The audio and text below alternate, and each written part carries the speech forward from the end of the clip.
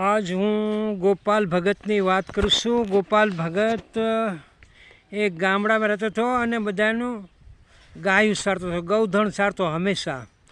તો આખા ગામમાં 18 વર્ષના માણસો રહેતા હતા, પણ એ જમાનામાં બધાની પાસે ગાયું હતું. બધાની ગાયું સારે અને બધા એને અનાજ મોકલાવે, સારવાના બદલામાં, સરવાઈના બદલામાં અનાજ મોકલાવે. ઘરે ઘરેથી અનાજ આવે એટલે ભૂખ્યા નહોતા હતા, ખાઈ પીને મજા કરતા હતા.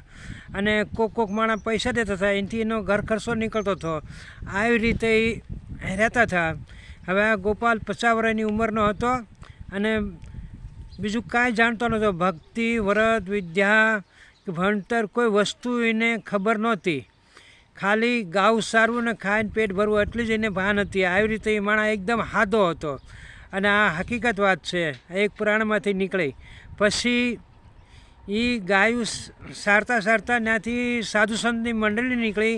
એ બધાએ ભગવાનનો સત્સંગ કરતાં કરતાં નીકળ્યા. એમાં ધૂન બોલતા હતા, શ્રી કૃષ્ણ શરણોમ નમઃ, શ્રી કૃષ્ણ શરણોમ નમઃ, નાચતા ને ગાતા બધા નીકળ્યા ભગવાનની ધૂન બોલતા બોલતા.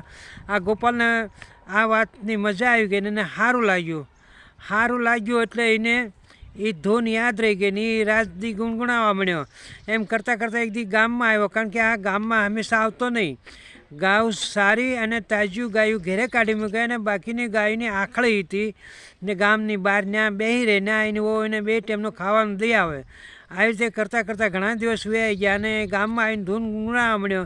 તો માણસો એને પાગલ કહેવા મળે કે આમ કાંઈ ભગવાન ન મળે, કે આવું ન બોલાય. આવી રીતે કેમ નથી. આને એમ થયું કે હાસું હું કરું છું એ ખોટું છે, તે ભગવાનને પ્રાર્થના કરવાનો. ભગવાન ખોટું હોય કે હાસું હોય, કોઈ ગુરુ મળે તો મને આનો ઉપદેશ આપે.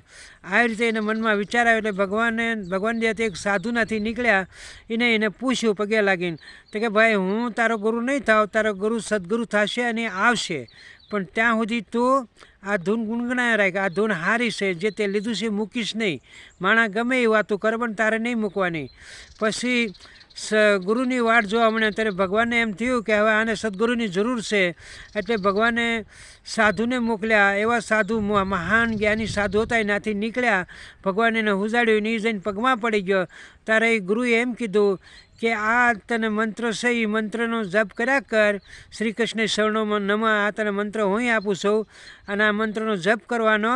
અને તારે એક જ એને વધારે કાંઈ કહેવાના હતા કે ગુરુજી મને કાંઈ યાદ નહીં રહે, મને એક જ વેણ કહો જે મને યાદ રહે એવું હોય. હું સાદો માણસ છું, મને કાંઈ યાદ ન રહે. તો કે તને એક જ વેણ આપું, તારી બહુ ખાવાનું ભાતું લઈને અહીંયા આવે, એ તાજું હોય કે વાસી હોય ગમે એવું લાવે, તારે ભગવાનને ધર્યા વગર ખાવાનું નહીં, ભગવાનને અર્પણ કરીને પછી ખાવાનું. તો આને એમ થયું કે ભગવાન હાસું જમવા આવતા હશે. તે 1 દિવસ વાટ જોઈ, 2 દિવસ વાટ જોઈ. ગુરુ તો વહી ગયા, પણ કે હું ગુરુનું વેણ નહીં ટાળું. આવી રીતે એને 15 દિનના ઉપવાસ થઈ ગયા, તોય કોઈ ભગવાન આવ્યા નહીં. રોજ ખાવાનું આખો દી વાટ જોવે અને સાંજે ગાઉને ખવડાવી દે. આવી રીતે એનું પુણ્ય થવા મળ્યું અને ભક્તિ તો એને કાંઈ હતી નહીં, આ જ ભક્તિ એને મળી ગઈ. પછી ભગવાને વિચાર કર્યો, 1 મહિનો પૂરો થયો ત્યારે એને ઊભું થવાની શક્તિ ન રહી અને બોલવાની શક્તિ ન રહે. આવું બધું થઈ ગયું. ત્યારે ભગવાને વિચાર કર્યો કે હવે જવું જશે મારે, નહીં તો મારો ભગત મરી જાય. કે ભગવાને આવીને દર્શન દીધા અને કીધું કે બેટા તું ખાઈ લે. અને ભગવાનના માથે હાથ મૂક્યો તો એને શક્તિ હતી એને આખું શરીર બની ગયું, એવો જ શક્તિશાળી બની ગયો અને ભગવાનની ધૂનથી ભગવાન પ્રસન્ન થયા. તો કહેવાનો ભાવાર્થ એ છે કે જે ભગવાનને ભાવથી બધે છે, કોઈ વ્રત વિધિ કાંઈ ન જાણતા હોય, જો ભાવથી ભગવાનને યાદ કરો પ્રેમથી, તો ભગવાન આવીને ઊભા રહેશે. નાની એવડી વાત એક પુરાણમાંથી મળશે ને આ સત્ય ઘટના છે, ખોટી નથી. ખાલી ગામનું નામ હું ભૂલી ગઈ છું. જય દ્વારકાધીશ.